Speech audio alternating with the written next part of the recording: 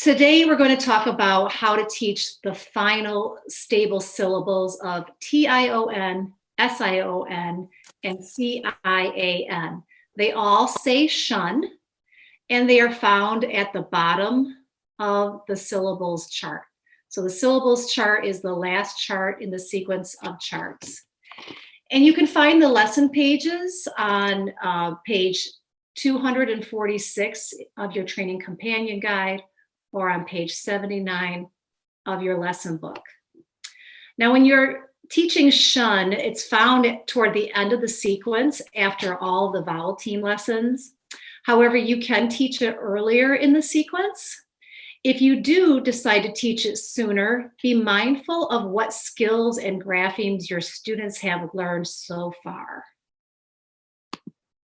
So if we look at that lesson page, you can see that it has a lengthy list of multi-syllabic words. So you'll want to make sure that your students have had experience and practice with dividing words into syllables and also identifying open and closed syllables, are controlled vowels, and there are some vowel teams as well. So you can see that the page is set up. We first start with some 2-syllable words. And then in the next column, we have some 3-syllable words. And then in the third column, we're getting into some 4-syllable words.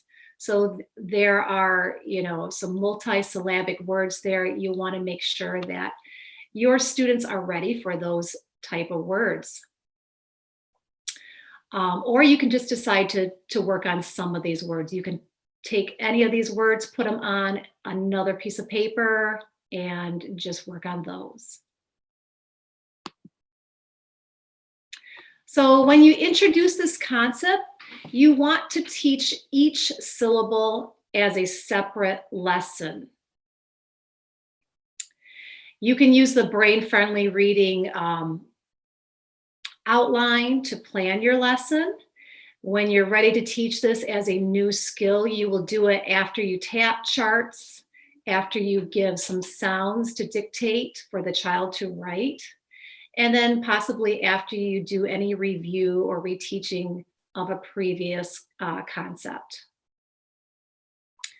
So just as you would teach any grapheme, any new grapheme, you start with tapping that sound. So you can take your syllable chart, and let's say we're going to focus on the shun today.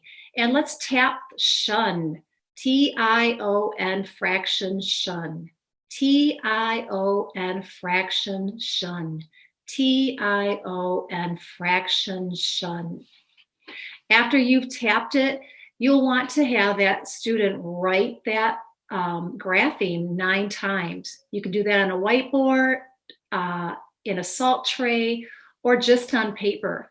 But the important piece is, as you have that child write those letters, is that they say those letters as they write them and then say the sound. So they would write T-I-O-N shun. And as they say the sound, have them underline those letters. T-I-O-N shun, and so on. After they write that 9 times, then it's time to arm spell. Take 4 to 8 words and arm spell those words. So when you're arm spelling these words, you would do it a lot like if you saw the consonant L-E. You could put the shun on the hand or on the wrist. So if we did the word nation, we would pound out the syllables. Nation. We hear 2 syllables, nay and then shun. So we could put a, and we have a at our elbow, so we can just put shun on our wrist because we have room and it's just one chunk, nation. If I have the word fiction, fiction, the first syllable is fic, it, and then I just need shun, so I can put that on my hand, shun on my hand. Or if you want to break it up into two different arm spellings, you could do fiction and put it, and then shun, shun. It's up to you and what, you know, how you want to do that. But as long as they're breaking them into those segments. After you arm spell, flip cards are a great way to introduce this concept. And I'm going to show you those next. And then after you do the flip cards, you can mark words on a lesson page, a game page, or a handwritten list. And then after that, you're going to want to dictate some words for that student to arm spell and write. So flip cards are a great way to introduce the skill. They are easy to make, and students can take them home to practice, or they can keep in an envelope to practice in school independently or with a partner. So basically you have the shun on the card that flips over, and then you have the first syllable before that. So what you can do is you can just have that child read that. Low. Okay, yeah, I know. I remember low. That's an open syllable. The O says O. You could have them mark it as a long sound, and then they would close it and they would add the shun to it. Low shun. Here's another one. We have, here's my vowel, frack. That's a short vowel. It's a closed syllable, frack. Shun, fraction. Okay, here's one that has multi-syllables. So let's mark our vowels, mark our consonant. One consonant, let's try first choice. Divide after the vowel, and that's a long vowel, open syllable, low. And here's another long vowel, open syllable, low, K, shun. So you can have them do that with shun. You could do the same when you're ready to teach the sion, do the same thing. We have miss, shun, miss shun. So they can learn to put the two S's together, can be blended as shun, miss shun. Man, shun, mansion. And you can do the same with when you're ready to teach the cian. Cian also says shun. So there are many 3-syllable words with the cian. And so for this one, the rule is before shun, the I, or there's always a short vowel before shun, and the I is always short here. So that's why I marked it with an I, or a short vowel mark there. So just as a little reminder for the students that, oh, that says I and not I. So when they mark this and divide it, they have a short closed vowel op, and then this says I, T, shun, optician. And then here again we have magician. And this one actually has a schwa sound. The A says magician. So you want to make sure your students know about schwas. So that's a great way to introduce that concept and have the child practice the concept. Then when you're ready to mark some words, we've got this page here with a lot of information. First, a lot of words, and then it also has their teaching point at the top. So if you're doing shun, just focus on that. Tion says shun. And here is an important piece. Vowels before shun are long except for I. And I before shun is always short. So when you're reading these with your students, you want to make sure you explain that and practice that. So when you're marking your words here, box the shun.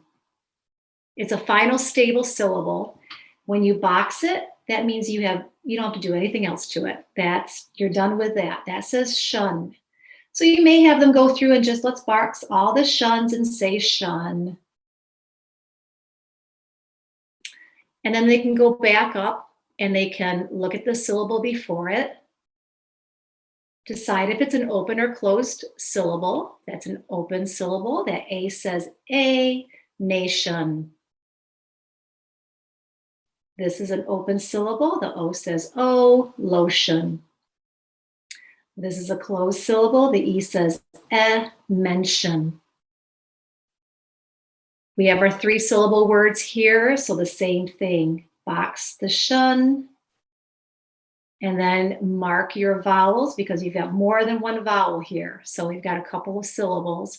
Mark your vowels, mark your consonant, and then divide. I'm going to try first choice here.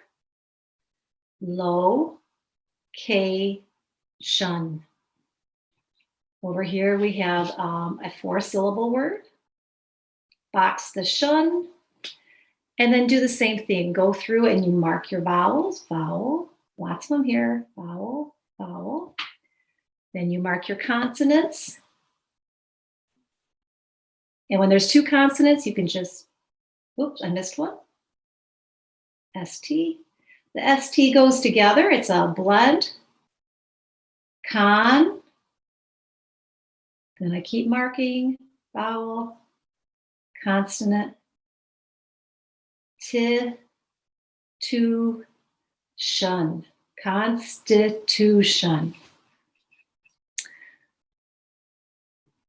When you come down here and you're doing the sion says shun, you do it the same way. Box the sion, shun, and then read the syllable before it. This is a short vowel, session. Box the shun, mark your vowels, consonants, confession, confession. And again, they're going to blend those 2 S's together to say shun, confession. Same with jeune. So sometimes sion says jeune. So we box it. And then we look at the syllable before it. And this is something else that we need to tell our students, that the vowel before jeune is long except for I. So here we have an I before the jeune, and it doesn't say vision. This I is going to be short, vision. So you can see there's a lot of things going on with all this on one page. So you certainly don't want to teach all of this at once. Start with one at a time. Shun, and then build up from there. But after you mark words, you'll also want to follow up with dictation.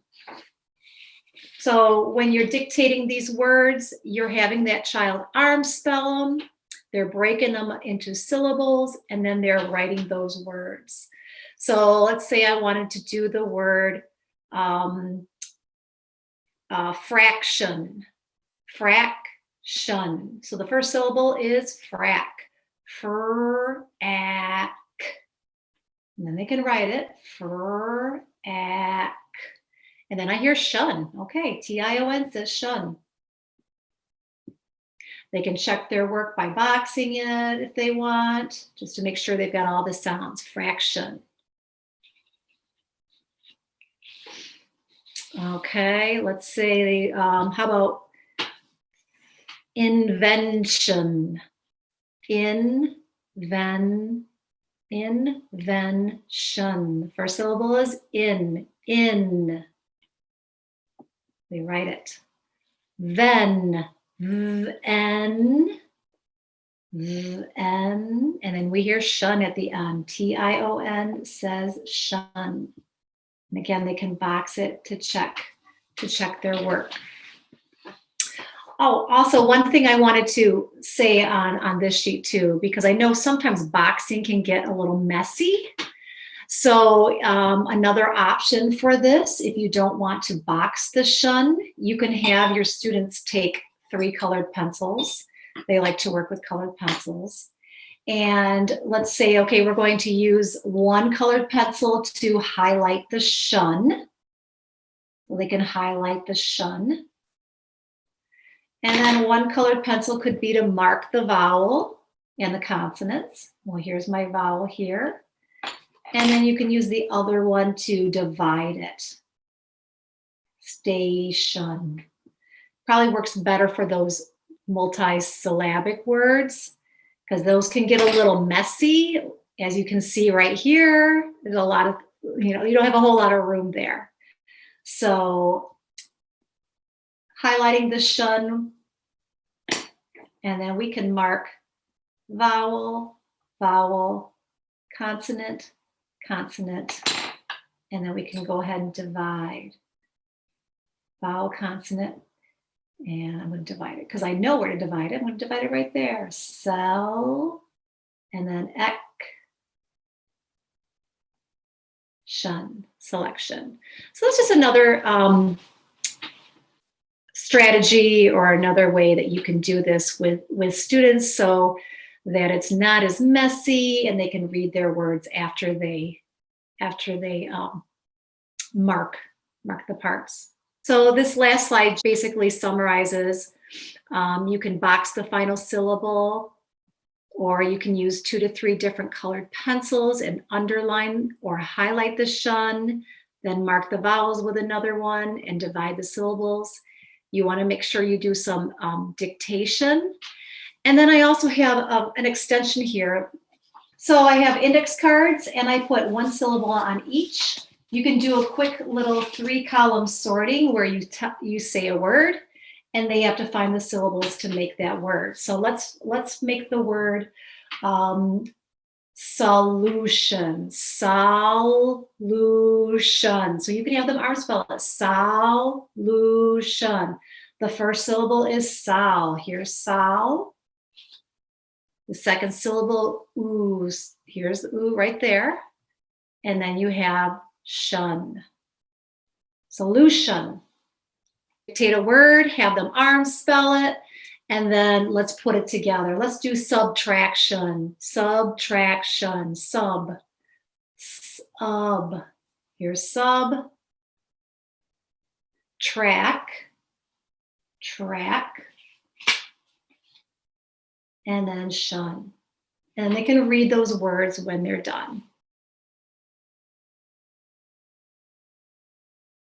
I thought it would be fun when you were doing that last exercise to read them as nonsense words. Because they made terrific nonsense words. If they could read the 3 parts and you go, is that a real word or not? Mm-hmm. And then see if they can figure out how to make it into a real word. So if you had a child who's really capable, I think they might like that.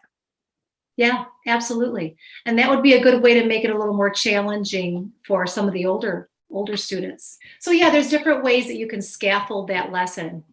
You could definitely start by saying the word and they match it.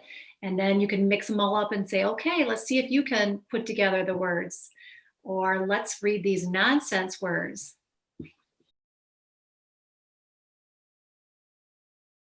Actually, I'm using these little sticky notes to do the flap ones.